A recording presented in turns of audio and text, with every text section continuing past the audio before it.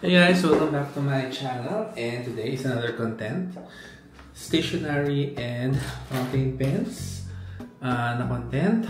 So may dumating na package and I just want to go through kung ano yung mga dumating. So this is the Kaweco 6 ink cartridge.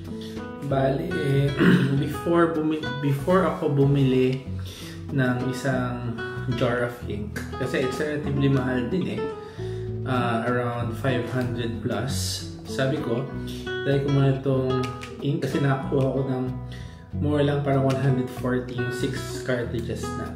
So I ordered this because I decided to keep this sunrise orange color dito sa aking Kaweco. So kumbaga i-maintain ko tong color na to.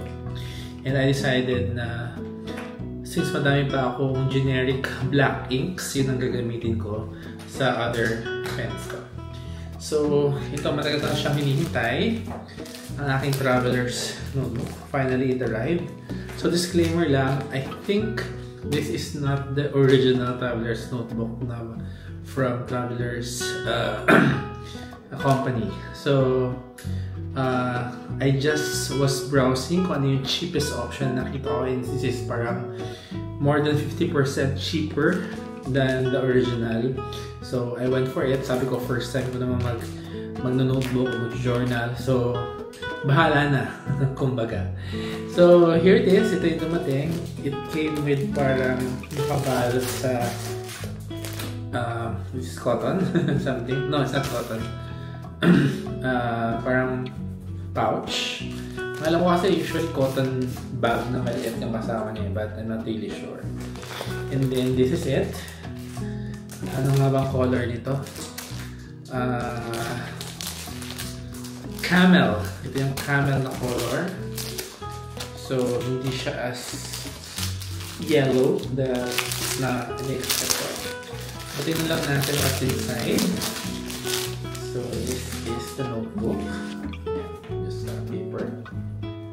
Tapos, iba rin yung ano niya, the way. Hindi siya kagaya talaga ng traveler's notebook. Kasi, siguro yun ang one of my regrets na sana original na lang yung nabili ko. But it's fine. This looks good rin.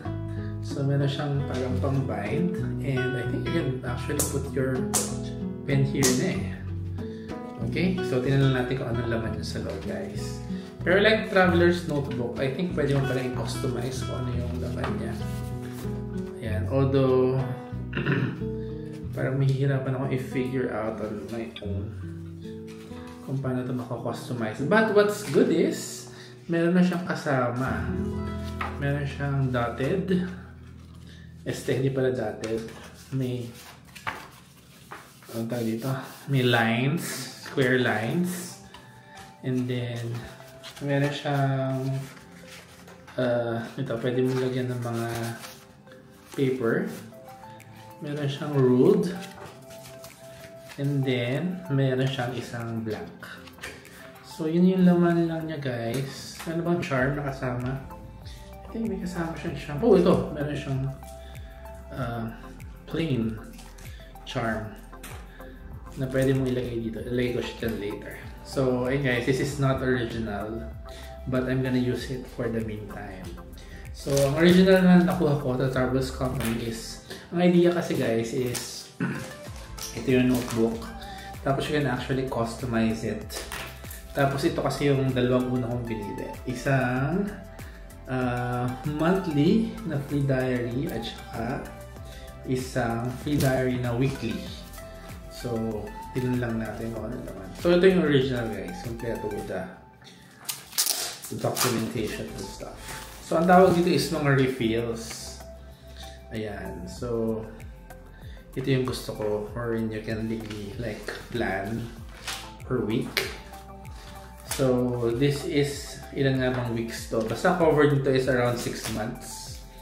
And then, ito namang monthly is, I think it's good for 1 year.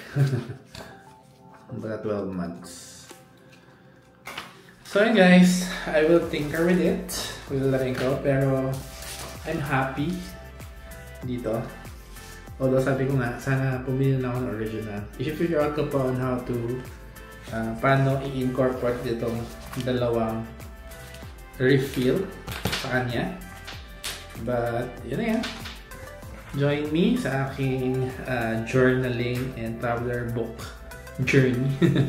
So, and guys, please subscribe. And if you have questions, don't forget to just comment below and I will answer all of them. See you in the next one. Bye mga ka-techies!